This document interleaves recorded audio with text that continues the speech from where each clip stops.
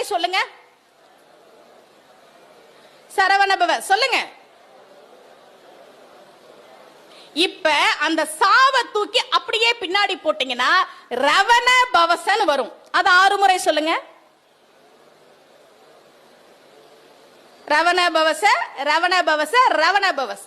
இப்ப இந்த ராவ தூக்கி அப்படியே பின்னாடி போட்டீங்கன்னா வனப வசரன் வரும். அது 6 முறை சொல்லுங்க.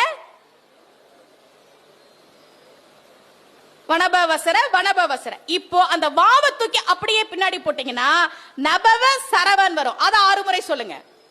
நபவ சரவ, நபவ சரவ. இப்ப இந்த நாவ தூக்கி அப்படியே பின்னாடி போட்டீங்கன்னா பவ சரவணன் வரும். இது 6 முறை சொல்லுங்க. பவ சரவணன். இப்ப அந்த பாவ தூக்கி அப்படியே பின்னாடி போட்டீங்கன்னா வசர வனபன் வரும். இது 6 முறை சொல்லுங்க. வசரவனப, வசரவனப, வசரவனப. சரவணபவ அப்படின்றது 6 எழுத்து மந்திரம். ஒவ்வொரு எழுத்தையும் பின்னாடி போட்டு 6 முறை சொன்னோமா? 6 × 6 36. கந்த சஷ்டி கவசத்தை நீங்கள் இப்போது 36 முறை பாராயணம் செய்து விட்டீர்கள்.